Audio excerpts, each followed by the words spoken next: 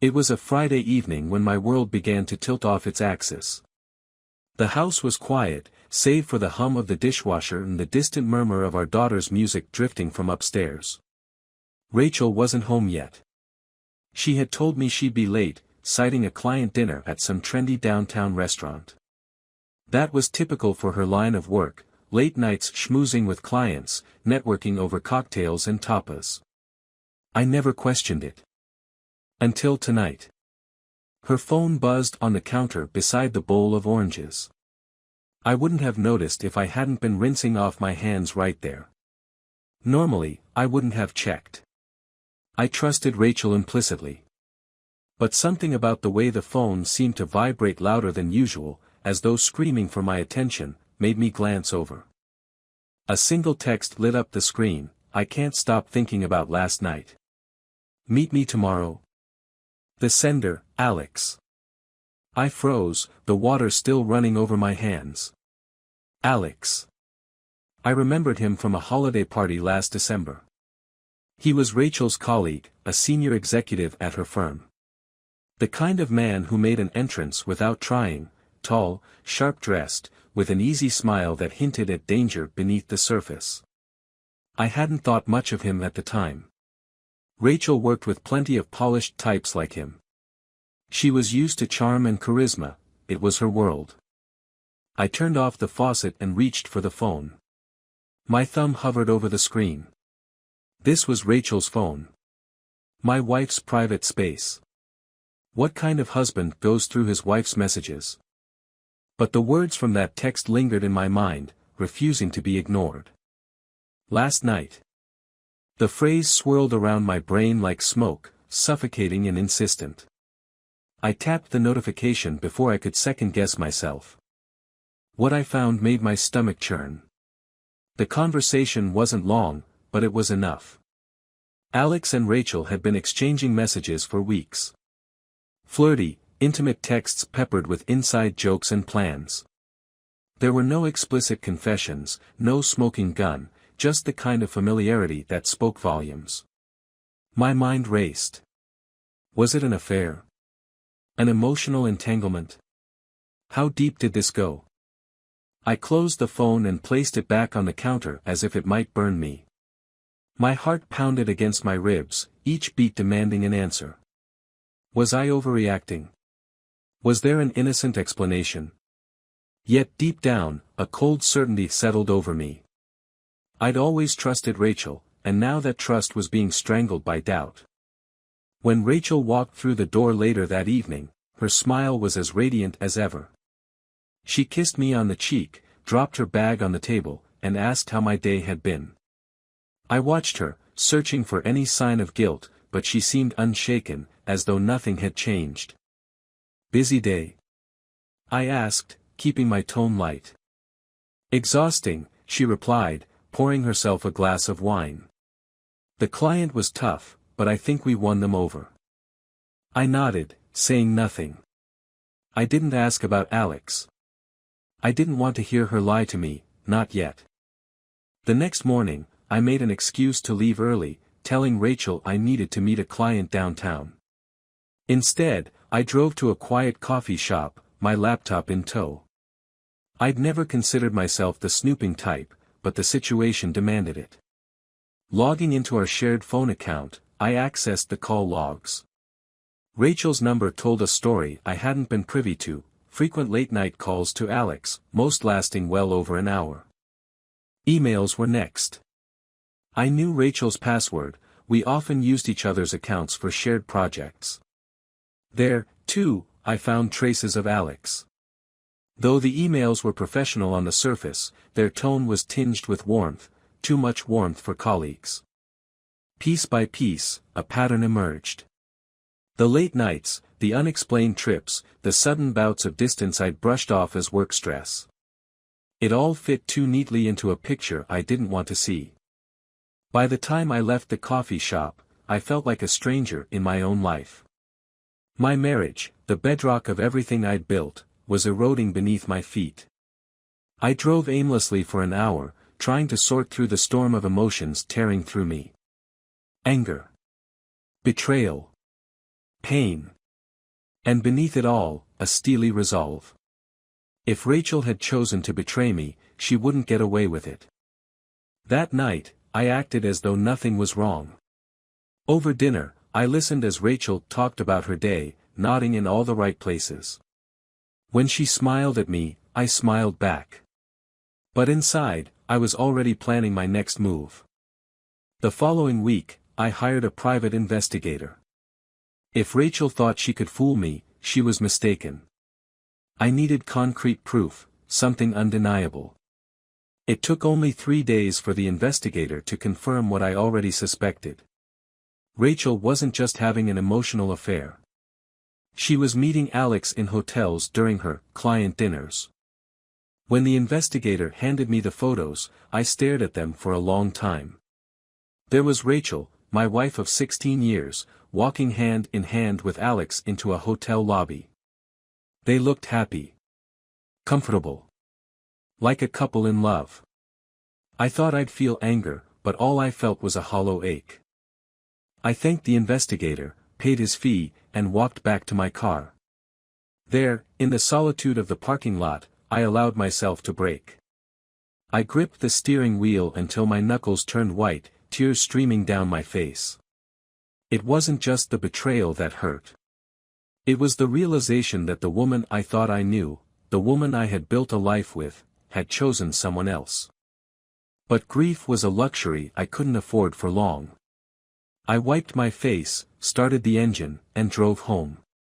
Rachel was already asleep when I got there, her body curled up under the blankets as though nothing was wrong.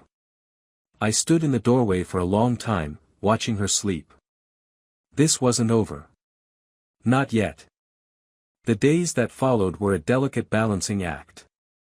I had to pretend everything was normal while I carefully laid the groundwork for what would come next. Rachel, oblivious to my plans, went about her life as though nothing had changed. She was as cheerful as ever, doting on the kids, laughing at my jokes. Sometimes, I found myself wondering if she really felt any guilt at all. I took solace in small acts of preparation. I contacted our financial advisor and had a quiet discussion about restructuring some of our joint accounts. Ostensibly, I framed it as wanting to streamline our savings for future investments, but in reality, I was creating a safety net for myself and the kids. I also met with a divorce attorney, a fierce woman named Clara, who specialized in high-stakes cases like mine. "I've seen it all," Clara said, leaning back in her chair after I laid out the details. "Infidelity cases are rarely clean, but you've done your homework. The evidence you've gathered will hold up in court." "What about the house?" I asked. "The kids?" She gave me a reassuring smile. "The house is marital property, but judges often favor stability for the children. If you want to keep it, we'll fight for that. As for custody, Rachel's behavior won't win her any favors. You have a strong case for primary custody." I nodded, feeling a strange mix of relief and sadness. It was all becoming real now. The life I had known was slipping away, piece by piece, but at least I could ensure that Rachel's betrayal wouldn't destroy everything. The following weekend, Rachel announced that she had a business trip to Boston. My stomach churned as she casually mentioned it over breakfast, explaining that she'd be gone for 3 days. I forced a smile, pretending to be engrossed in the kids' chatter about their school projects. Inwardly, I seethed. This trip wasn't for work. It was for Alex. I knew it, she knew it, and soon, everyone else would know it too. I decided to use her absence to put my plan into motion. Once she was out the door, suitcase in hand, I set to work. First, I made sure the kids were settled with my sister, who was more than happy to have them for the weekend. Then, I contacted Clara and confirmed that everything was ready for the next steps. But the piece de resistance required a bit more finesse. Through a mutual friend at Rachel's office, I had learned that Alex was known for his bold, risk-taking personality. That same trait, I suspected, would be his downfall. I spent hours combing through Rachel's work emails and personal files, looking for any thread that might unravel Alex's pristine image. It didn't take long to find something, a string of questionable financial transactions tied to one of his client accounts. Armed with this information, I drafted an anonymous email to Rachel's boss. The email was concise but damning, attaching screenshots of Alex's activities along with photos of him and Rachel at the hotel. I framed it as a concerned employee wanting to protect the company's reputation. It was perfect. By Monday morning, the email had done its job. Rachel came home that evening looking unusually subdued. Her usual post-trip exuberance was missing, replaced by a nervous tension I hadn't seen before. She barely touched her dinner and avoided meeting my eyes. When I asked how her trip went, she mumbled something about it being stressful and excused herself to bed early. I waited until I heard the soft click of the bedroom door before pulling out my phone. A quick search confirmed what I already suspected: Alex's name had been scrubbed from the company website. News of his dismissal hadn't gone public yet, but it was only a matter of time. Rachel's carefully constructed world was beginning to crumble, and I hadn't even gotten to the best part. The next day, the real blow landed. Rachel's boss called her into a meeting. I had expected her to be gone for most of the day, but she returned home by noon, her face pale and her hands trembling. She stormed into the living room, where I was pretending to work on my laptop. "Noah, did you?" She stopped herself, shaking her head as though trying to make sense of what had just happened. "Did you do something?" I looked up, feigning confusion. "What are you talking about?" "Don't play dumb," she snapped. "Someone sent an email to my boss. About Alex." "About," she faltered, her voice dropping to a whisper. "About me." I closed my laptop slowly, leaning back in my chair. "And what did this email say?" Her eyes filled with desperation. "They accused Alex of misconduct. They included photos of us at the hotel." Her voice broke on the last word, and she sank onto the couch, burying her face in her hands. "I don't understand. Who would do this?" I let the silence stretch out for a moment before responding. "Maybe," I said, my voice calm and deliberate, "you should be asking yourself why someone had those photos in the first place." Her head snapped up, her eyes wide with shock. "Noah," she whispered. "You didn't." I stood and walked over to the window, looking out at the neatly trimmed lawn. "What did you expect, Rachel? That I'd just sit back and let you make a fool of me? Of us? Did you think you could keep lying forever?" She didn't answer. The silence was heavy, filled with the weight of her guilt and my anger. When I finally turned to face her, there were tears streaming down her cheeks. But for the first time, I felt nothing for her. No pity, no sadness, just a cold detachment. "Noah," she said, her voice trembling. "I'm sorry. I didn't mean for any of this to happen." "You didn't mean to cheat on me?" I asked, my voice sharp. "You didn't mean to sneak around with Alex, to lie to my face, to destroy our marriage?" She flinched at my words, but I didn't stop. I couldn't. "Do you even realize what you've done? To me? To the kids?" I took a step closer, my voice rising. "You were supposed to be my partner, Rachel. We were supposed to be a team." "I know," she sobbed. "I know I messed up. But please, Noah, I love you. I'll do whatever it takes to fix this." I stared at her, my chest heaving with the effort of holding back the storm inside me. "It's too late for that," I said finally. "The damage is done." And with that, I walked out of the room, leaving her to sit in the wreckage of her own making. The days after Rachel's confession were a whirlwind of tension and emotional chaos.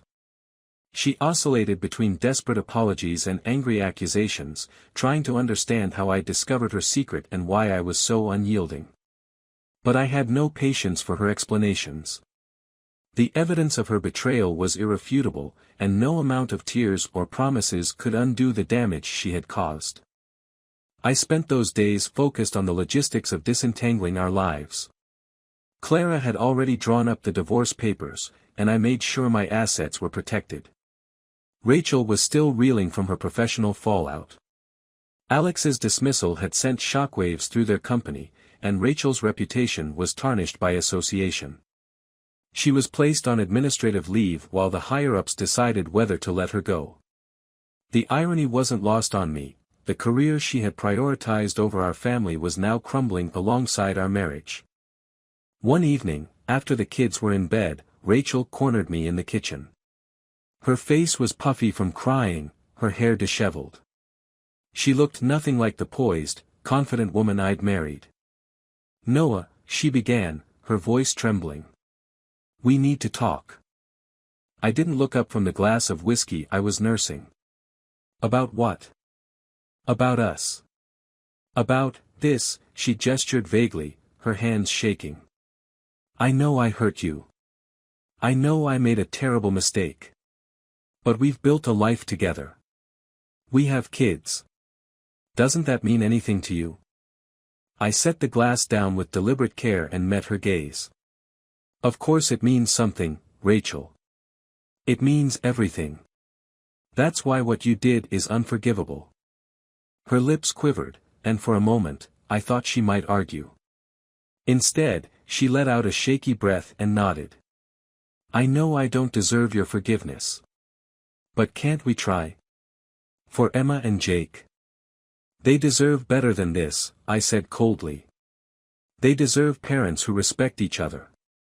Who are honest with each other. Not this sham of a marriage." Her shoulders slumped, and she sank into a chair at the table. "I don't know how to fix this," she whispered. "I feel like I'm losing everything." I watched her for a moment, my anger warring with a flicker of pity. She was unraveling before my eyes, but it wasn't my job to pick up the pieces. "Not anymore." "You should have thought of that before," I said, my voice devoid of emotion. "Before Alex. Before the lies." The conversation ended there, and Rachel retreated upstairs. I stayed in the kitchen, staring into the amber depths of my drink, wondering how things had come to this. 16 years of marriage, undone in a matter of weeks. The next morning, Clara called with an update. The divorce papers were ready to be served, and she advised me to hand them over in person. "It's better if she hears it from you," she said. "It'll give you a chance to set the tone for what's to come." I took her advice, though the thought of confronting Rachel again filled me with dread. That evening, after dinner, I asked her to sit with me in the living room. She seemed wary, her eyes darting to the envelope in my hand. "What's that?" she asked hesitantly. I took a deep breath and handed it to her. "It's over, Rachel. These are the divorce papers." Her face went pale, and for a moment, I thought she might pass out. "Noah," she whispered, clutching the envelope as though it might burn her. "Please, don't do this. We can work through this. I'll do whatever it takes." "It's too late for that," I said firmly. "This isn't just about what you did with Alex. It's about the lies, the betrayal, the complete disregard for our family. I can't move past that." Tears streamed down her face as she opened the envelope and skimmed the documents. "You really want to throw everything away?" she choked out. "All the years we've spent together? All the memories?" "I'm not the one who threw it away," I shot back. "You made that choice the moment you decided to cheat." She buried her face in her hands, her sobs muffled by her fingers. I stood there, watching her break down, feeling a strange mix of satisfaction and sorrow. This was the woman I had loved, the mother of my children, and now she was just a stranger sitting across from me. "I'll sign them," she said finally, her voice barely audible. "But please, Noah, don't take the kids from me." Her plea caught me off guard. I hadn't decided how to approach custody yet. Part of me wanted to fight for full custody, to shield Emma and Jake from the fallout of Rachel's choices. But I also knew that ripping them away from their mother would only add to their pain. "We'll work something out," I said after a long pause. "I don't want to hurt the kids any more than they've already been hurt." Rachel nodded, her hands trembling as she clutched the papers. "Thank you," she whispered. The days that followed were some of the hardest I've ever endured. Telling Emma and Jake about the divorce was gut-wrenching. Rachel and I sat them down together, explaining in the gentlest terms that we were separating but would always be there for them.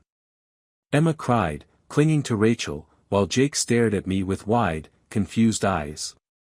"Why?" he asked, his voice small. "Why can't we just stay a family?" I struggled to find the words. "Sometimes grown-ups make mistakes," I said carefully. "And those mistakes make it hard for them to stay together. But it doesn't change how much we love you and your sister. That will never change." In the days that followed, I threw myself into making things as normal as possible for the kids. I picked up Emma from soccer practice, helped Jake with his homework, and made sure their favorite meals were always on the table. Rachel, meanwhile, seemed to withdraw further into herself. She spent hours in the bedroom, avoiding eye contact and speaking only when necessary.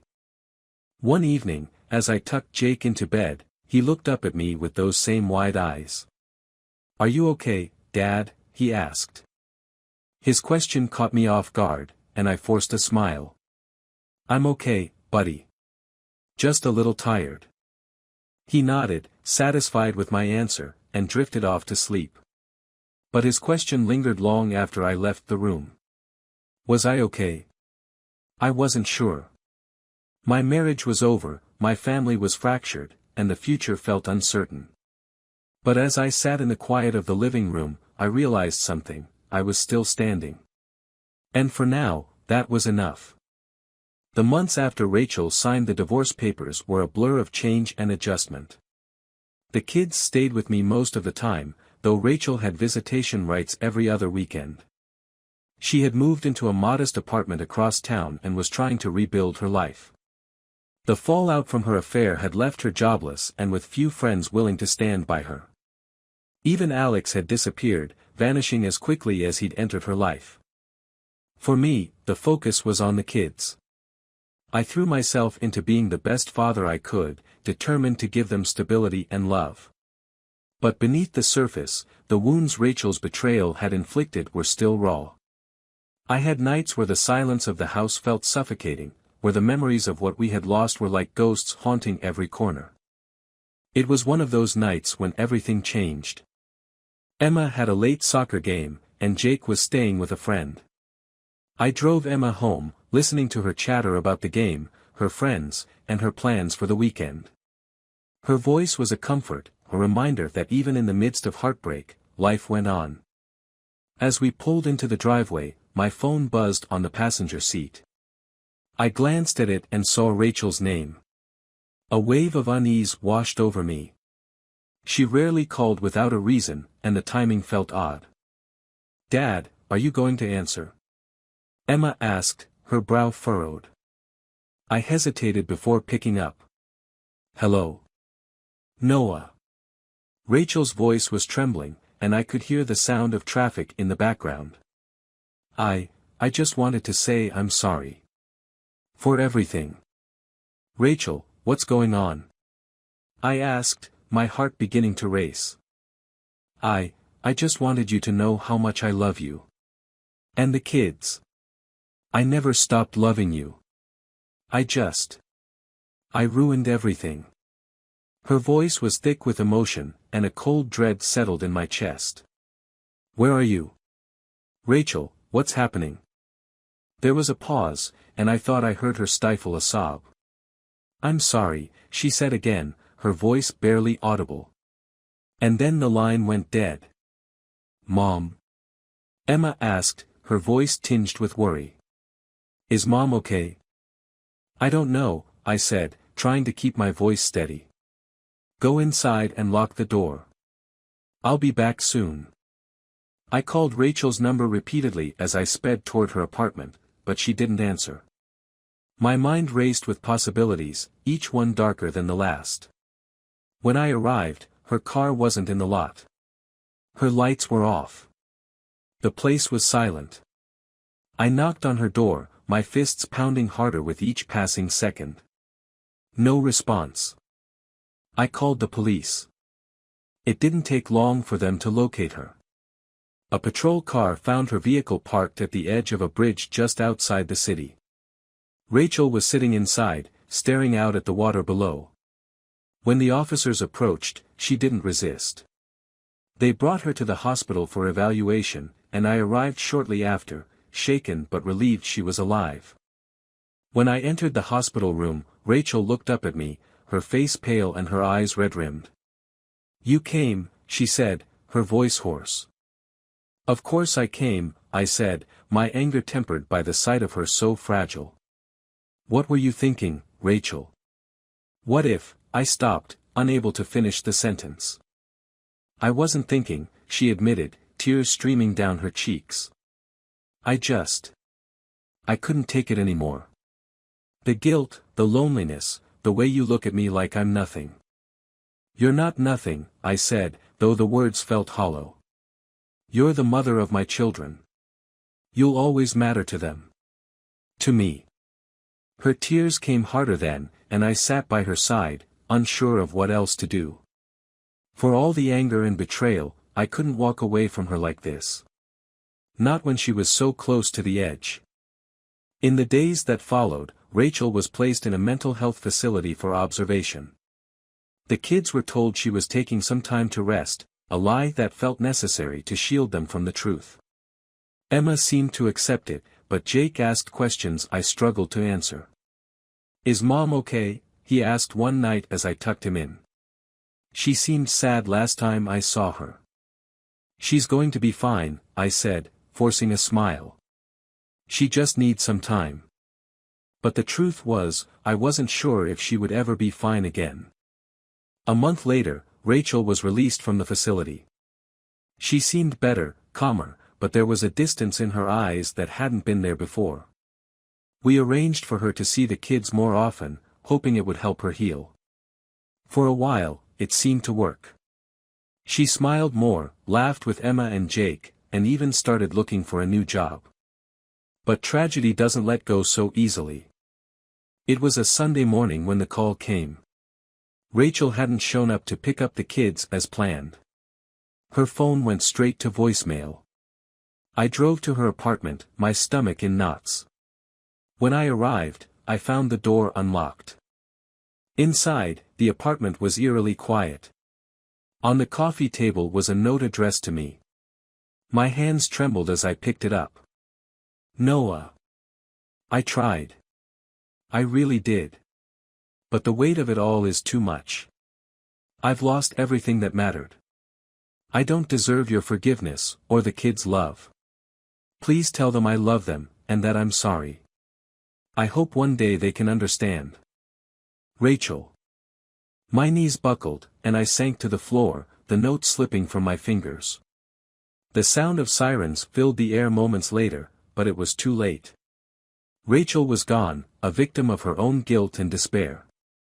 Telling the kids was the hardest thing I've ever done.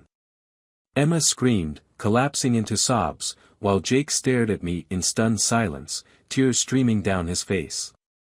In that moment, I realized that no matter how much I tried to protect them, the pain of Rachel's choices would follow us forever. Life moved on, as it always does, but the shadows of that day never fully left us. Rachel's absence was a wound we carried in different ways, Emma throwing herself into soccer, Jake clinging to me with a quiet desperation. And me? I tried to hold us together, even as my heart remained shattered. In the end, Rachel's betrayal wasn't just the end of our marriage. It was the unraveling of a family, leaving behind scars that would never truly heal.